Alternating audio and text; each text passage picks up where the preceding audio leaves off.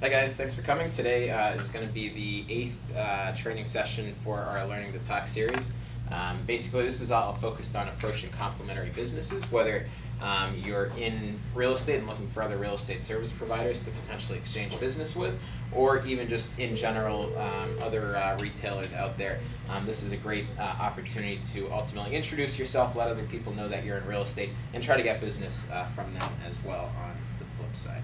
So as you're running your business and as you're going through real estate contracts, pay attention to those contractors and service providers who have really went above and beyond, taking that extra initiative to really provide exceptional service to all of your clients, as well as yourself as well. So anytime that you see someone who is providing exceptional service, reach out to them. First of all, thank them for their work on property XYZ.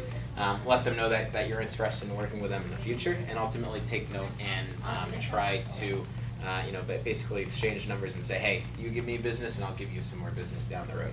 The best contractors are those that will ultimately return the business to you as you give them more and more deals. And ultimately, we love contractors because they can give us business. They're in the business of real estate, and just as they love us because we can give them people as well. So some context to always keep in your back pocket, and you always want to have sort of a list already pre-planned so that if anything comes up, you can just go straight to your clients and say, here, talk to these few people. I'd recommend having sort of 3 of each of these different topics or categories, I should say, of different service providers. So that gives your buyers and sellers an opportunity to shop around, ultimately find the person who best works for them. Also, depending on how busy some of these people are, in case somebody's schedule is tight for a home inspection, you can reach out to someone else and still be able to recommend a good service provider rather than them having to go out and try to find someone new. So in kind of an order of preference here, we have loan officers should always be at the top of your list. Give them a couple so that your clients can ultimately look around and get the best rate possible for them. Home inspectors as well. Your title companies, talk to them. Allow your consumers to get some rate competition, get the best deal that works for them. Real estate attorneys, not necessarily just any general attorneys. Make sure that you're giving them specifically focused real estate attorneys. These are specialists in practicing real estate law, and those who are going to be able to give you the best service, as opposed to say a probate attorney or something like that.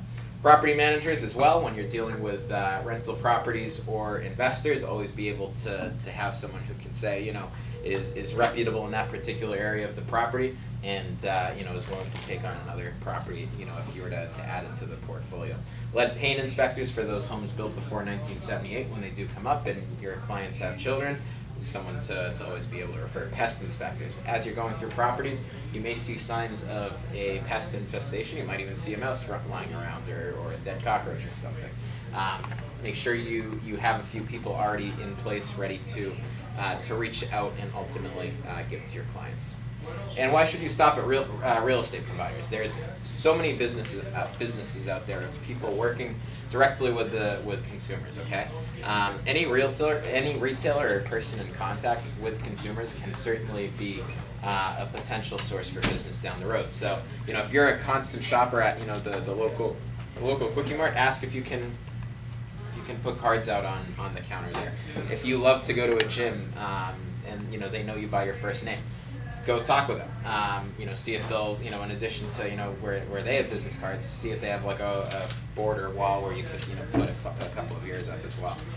Any past clients, who run businesses as well. I've sold homes to people who are in insurance, who are in, the restaurant business, who are cooks. These guys are great people to know because you can, they will honor your name. If you do a very good job for them, you always want to add them to your sphere of influence, of course, anytime you close a deal. But, be constantly, on the line with them, trying to ultimately see if they will have somebody new who they can send some new business to.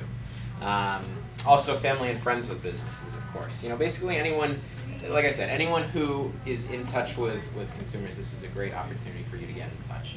Ultimately, at the end of the day, when you're making that appointment, trying to set a goal for yourself, the goal should always be to get them to have business cards in their storefront. So as people are coming through, they'll see your face, they'll see your name, they'll relate you with real estate, and if they do, if they feel like taking your card and are in need of real estate services, they'll be able to grab one and show you around, they'll potentially contact you down the road. So when you're going through scripts, there's a couple things to note, and we're not going to go through this in total, but basically, anytime that you're reaching out to another business provider, compliment them on the service, thank them for the excellent job that you do.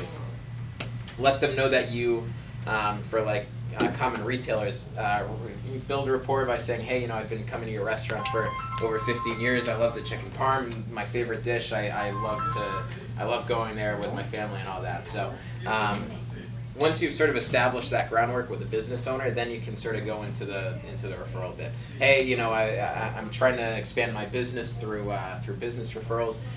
Would it be okay if I come by on Monday to potentially ask if to potentially leave some business cards that you could potentially leave out and give to anyone in case they are looking for real estate? So those are sort of the key things that you want to think about. And again, when you're dealing with complementary contractors and things like that, again, you want to project it as saying, I helped John Smith on the transaction over at 123 Main Street. I remember, you did a great job for his home inspection. I'm sure that you come across, brand new buyers, on a pretty common basis.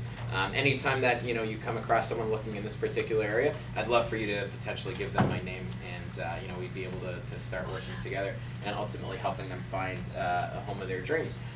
If you can do that for me, I'd be happy to send more business to you down the road as well in the future. So that's pretty much it.